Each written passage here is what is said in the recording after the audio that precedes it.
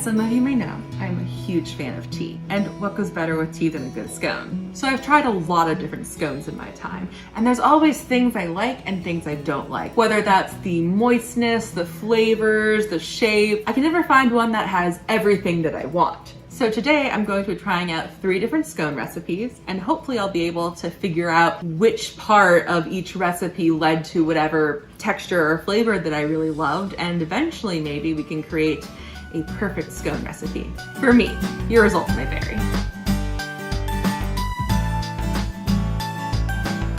Today we're going to be making 3 different types of scones. 2 of them are going to be recipes from 2 places that I've been myself and purchased their cookbooks, and then 1 is from Chef John at foodwishes.com because he is amazing and has never steered me wrong. If we break down scone recipes, they all have the same basic parts. We have flour, sugar. This is special because I put some used vanilla pods in here, so it's technically vanilla sugar now, hypothetically. We have some sort of leavener, some sort of moistener, dairy, liquid type deal. Butter. I have 3 of these in the freezer right now. So much butter. Salt, kosher salt, and we have extras. For my Alice's Teacups mixed berry scone, I have raspberries, blackberries, and strawberries. Unfortunately, the grocery stores have blueberries, but you know what? Blueberries don't have that much flavor. For Chef John's white chocolate raspberry scone, I have white chocolate and raspberries, which I actually dried already. Dried raspberries. For Petite Soleil scones, the recipe doesn't suggest one particular filling or other, but when I was there for my honeymoon, they had a chocolate chunk and cherry scone, so I'm gonna try to recreate them. Today, I thought I would try Alice's Teacups mixed berry scones. This one needs unsalted butter cut into pieces. So let's start there.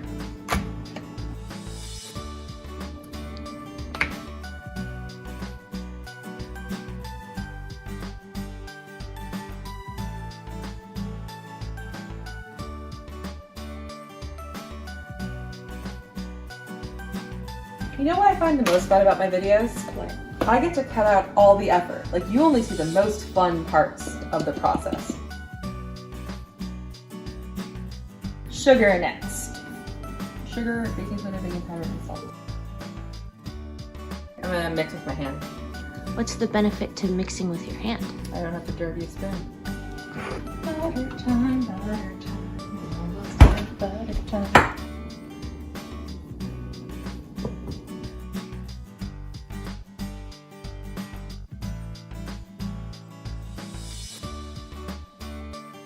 Okay, I think this is pretty good, and I also think it's starting to melt, so I think we should be finished.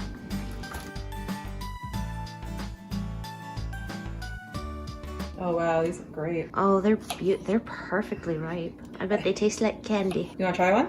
Yeah. Thanks. Oh, that's a summer taste right there.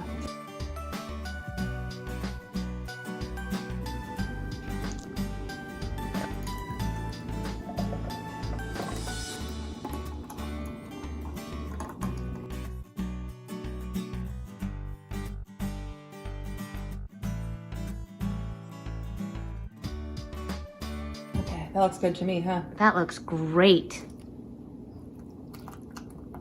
We're just gonna mix it together till it's just together. We don't want to knead. We want to develop as little gluten as possible.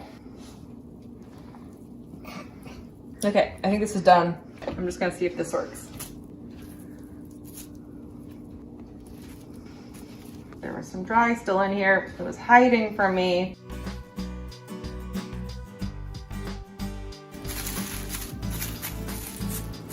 This is how I'm squishing it together without kneading. Second question, how do you move it? Nicely done. I've learned some hacks. So we have sugar for sprinkling, milk for brushing. I don't have heavy cream. Maybe that'll make a difference. Ooh, it's very wet.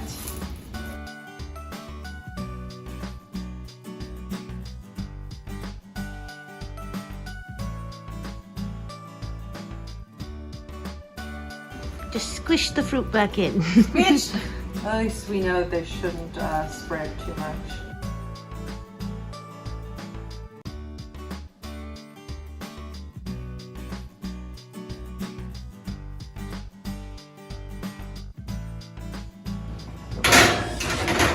Set timer for 12 minutes. Roll it around.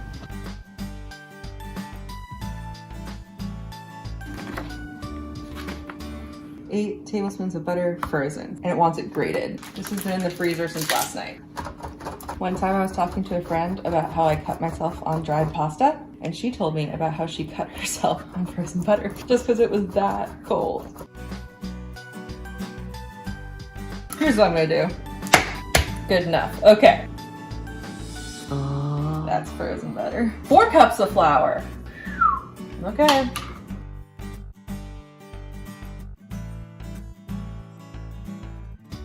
Baking powder. 1 tablespoon. How many teaspoons are in a tablespoon? 3.2. Okay. Oh God, I don't, just do 3. Okay. This is the heavy cream. Ugh, the butter fat's in the way. Hold on.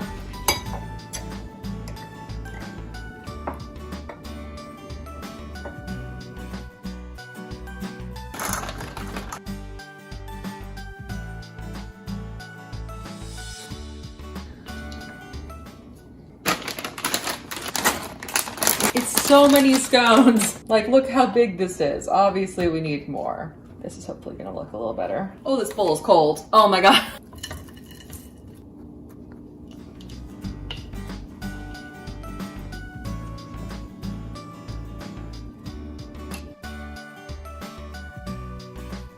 This seems a little dry to me because we didn't have the full 2 cups. So I'm just gonna add a splash of milk.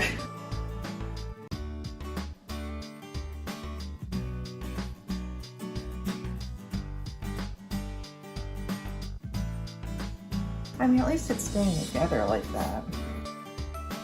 And I'm not supposed to need, but there's so much just flour in here. I'm literally getting pricked by the chocolate. Is that more or less fun than being cut by a... Butter? Yeah. I'm gonna call this here, because like from my experience with pie, we don't know it will work if also we can let it sit in the fridge and it'll hydrate.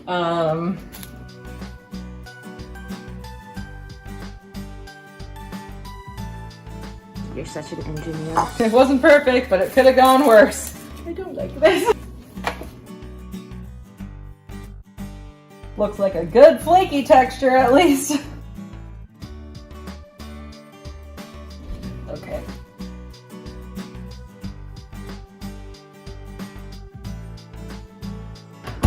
I need a reaction. I need you to talk about that experience. I didn't like it. I'm not gonna do this half right now. Yeah, just one batch at a time. This one.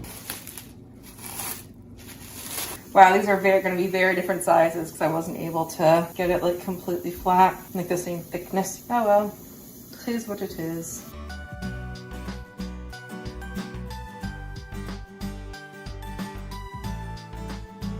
Oh my God, the cherries. Should have pre-cut them. If you're gonna try this, pre-cut your cherries.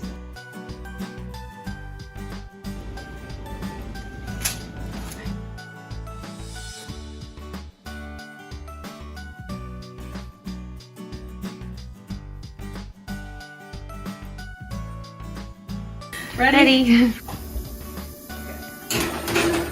I believe that was a 16-minute timer. Oh yeah, those look great. I don't have a recipe book for Chef John, although if he made one, I would 100% buy it. But according to his online recipe, I need 5 tablespoons of frozen butter, and that will also be grated. Something that I feel like I should mention is that in the recipes, they both actually state grate directly into the dry mixture, but I think it's gonna be fine. I'm kind of thinking about why that would be, and my guess is the dry mixture would coat the individual curls of butter, that it would disperse. Yes, so I'm going to just break them up myself. Like, I'm aware that logically in pastry theory, that is what they are wanting. Pastry theory, I love it. It is a science, isn't it? Oh, baking is a science. Unfortunately for me. So what's interesting about this recipe is it essentially uses, cocoa butter, the cocoa butter in the white chocolate in place of some actual butter. And that's one of the reasons I really wanted to try this recipe, because I was just fascinated by that concept. You can eat this. Oh, thank you. It looks like Parmesan cheese. These are the dried raspberries that I made. So we need only half a cup of these.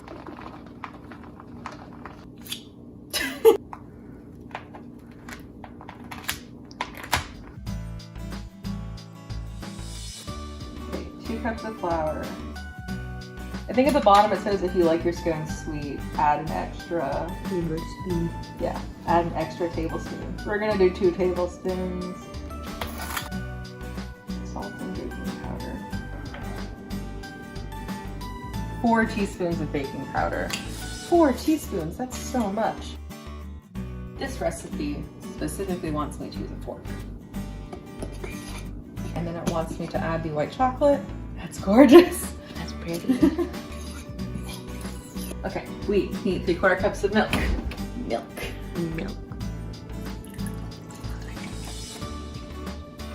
Oh, we need sour cream. Sour cream.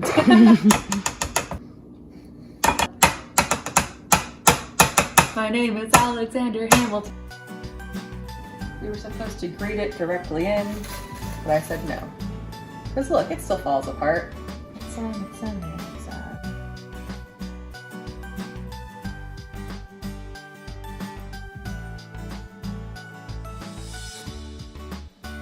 Put the dough on a generously floured work surface, but I don't trust myself to clean that, so we're using a silicone mat instead. I knew there was still some dry at the bottom.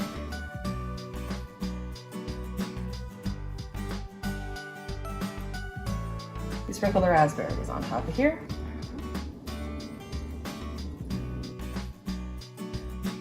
Okay, I totally forgot that I want to do this. Are they too big? Probably. Will they be delicious? Yes. Now we use a bench scraper and we fold it into thirds.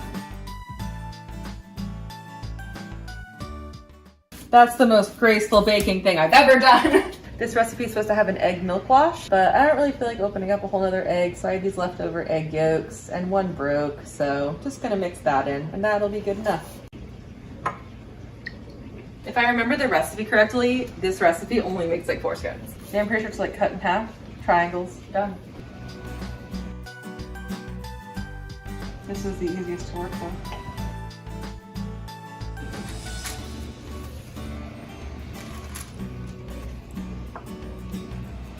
Ooh, beautiful.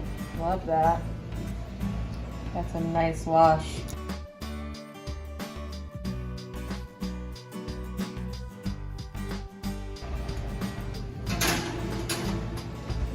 "25 minutes.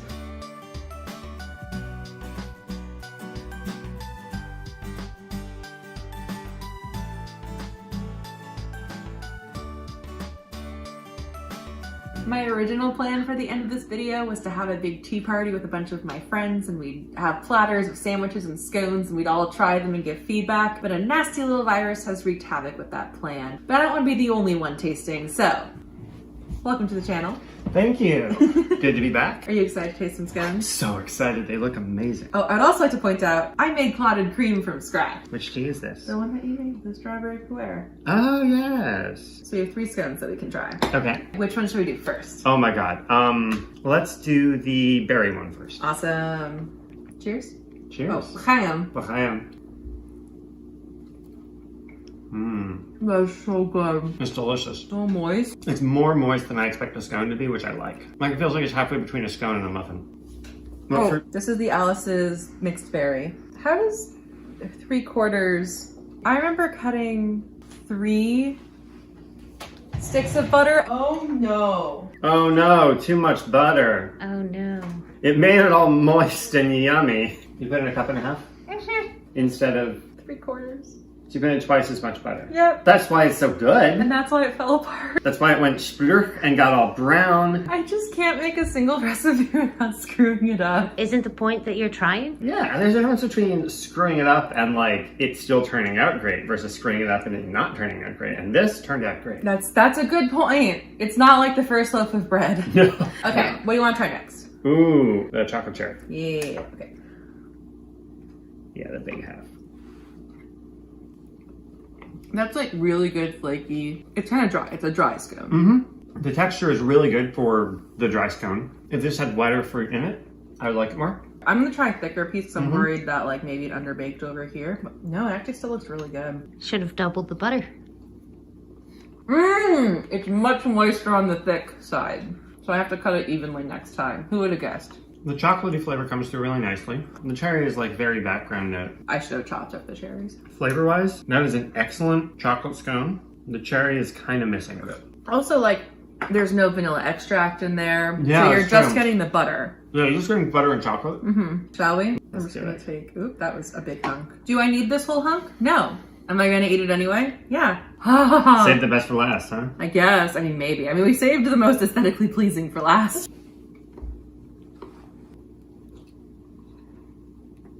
That's really good. Here's what I struggle with this one.